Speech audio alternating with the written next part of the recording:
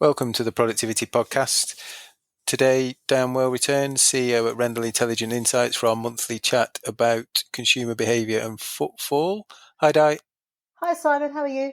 Good, thank you. So we are rapidly moving through the year. We're now looking at June to July. We are. Summer, or so some say. I've not seen much of the big yellow thing in the sky, but allegedly we're in peak summer. The last month we discussed May to June. It was there was no major shifts, was it? It was relatively static. How are we looking June to July? Well, it's not looking particularly fantastic, I have to say. Footfall has worsened over the month. So in July, footfall dropped by 3.3% from July last year, whereas in June it was 2.3% down. So that big variance is widening, with a drop in high street footfall, retail park footfall, shopping centre footfall. So that's numbers into stores in those destination types. So fewer people are going out to shop. And then that has sort of ricocheted through into spending. And Beauclair's data on spending in high street shows a drop of 9.3% from July last year. So quite a significant drop, but also drops in every one of the 10 sectors they look at. So from fashion to entertainment, big drop in entertainment spend, even a drop in health and beauty. And health and beauty were really quite strong in other months. So general weakening, really, of consumer behaviour and trading. That feels big. I mean, my naivety says it's because everybody's on holiday, but you'll tell me it's like for like, won't you? I will. Unfortunately. Yeah. Unfortunately, I will. Yes, it's July this year versus July last year. So people were on holiday in July last year too.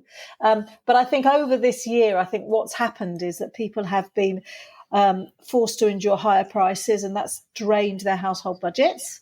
So whilst people aren't willing to sacrifice their holiday because holidays have become more important in people's diaries since COVID, really, they are then reining back on other spending.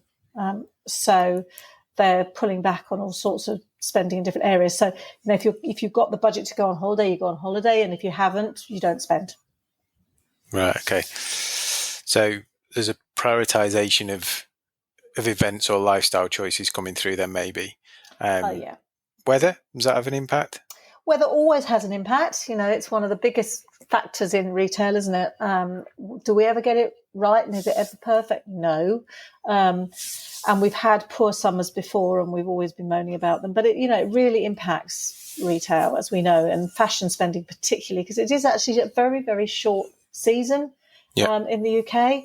And so if we don't get good weather in June, July, a lot of people will make do. By the time good weather comes around in late July, August, people are saying, well, it's only a few weeks till back to school, and, the summer clothing goes away anyway, so I'll make do. So it does really impact particular sectors like fashion. I mean, some other sectors are a bit more resilient. Health and beauty, for example, sales dropped by 4.8% in health and beauty in July. In fashion, that's been strong. That's been really strong, hasn't it, in previous conversation? It has, and a lot of that spending will have been pre-holiday. So, for example, in May, health and beauty spending was up 2.4%. June, it was down by 2%. July, it was down by 4.8%. So you can see where that is going. Fashion has had a bit of a torrid time the entire year. Likewise, it was down 4.2% in May, 6.8% in June, and in July, 11.9%. Wow. So you can see the impact of cooler weather. People just simply aren't replenishing their fashion wardrobes. I'm one of those. What is the point of having more clothes that I don't wear? So, and I'm sure I'm not unusual in that. So it's tough for retail out there at the moment. Really tough. It's retailers got to work hard to keep those consumers and keep them spending. Yeah. Or you wait for the sales, don't you? Which we're starting to see now in early August. So whether there's an impact, it's like for like. I mean, there's some uncertainty in the world, isn't there? You've clearly got all the stuff in Russia that's still going on, tends to go in ebbs and flows in terms of quietens down and then comes back. You've got the stuff in America. So you've got the pending election in November, I think, is it? Yep, beginning of November. that's, taking its twists and turns with Biden stepping back and all the stuff there. And, there's always a bit of a circus around Donald Trump, whatever he's saying or doing. And that has a big impact on their economy, and their economy has a big impact on world economy, clearly. Yeah. And in this country, I suppose we've had the change of government, some political unrest with the stuff that happened at the end of the period we're looking at in terms of the riots based on the events that unfortunately kind of transpired in Southport. So that won't do anything for anybody who's thinking about having a nice evening out in the local town or city, or going out to spend some money, will it, with all that kind of stuff going on? Absolutely not. And actually, I obtained some data from Sensomatic on the impact of that unrest in the towns and the regions where it happened. And it was quite a condensed period of time. I mean, hopefully we're now in the middle of August and things seem to have settled down, albeit that the media just might have moved on to something else. But in that first week, just after the awful Southport stabbings, we were seeing double-digit drops in certain cities around the UK. Birmingham, 10% drop on one day. Cardiff, 17.8% drop on one day in footfall. And all of that just flows through into lower spending. I mean, as a consumer in living in one of these cities, you would think long and hard about whether you go shopping when there's this unrest. And, when you're seeing drops of magnitudes of anything between 10 and 20% in footfall, that's reflecting the fact that consumers are pulling back on trips, and quite rightly so. Why would you put yourself at risk when you don't have to? Hopefully that won't have too big an impact in August, but I have a feeling because it's spread through into at least the first week, it's going to have a degree of impact, because that's a sort of quarter of the month. And some of those cities are big footfall drivers, Liverpool, Leeds, Bristol, Manchester, Nottingham. They're all important cities in terms of footfall overall. And of course, for retailers, store networks, they're important. So we're kind of more than halfway through the year. We're turning that corner, some people like, as we head into the kind of the darker nights, the colder spells, the magic of Christmas. Others, it's maybe who like the light and the sun, that we've had much, it becomes the more torrid time of year. There doesn't seem to be many green shoots based on what we've discussed today out there. Not hugely. I would love to say that we're going to have a fabulous Christmas. I have to say, I think we're going to have a very cautious Christmas. Mm-hmm. It's interesting because the first sort of sign you get around this is consumer confidence. And whilst, in overall terms, GfK, who track consumer confidence, has seen a slight uptick. I mean, it's still in negative territory. So in July, what they call their index score was -13. So it's still negative. But, it's better than June when it was -14, and certainly better earlier in the year when it was -21. But underlying that, there's a number of factors that come into play here. And unfortunately, people's views of their own personal financial situation has weakened.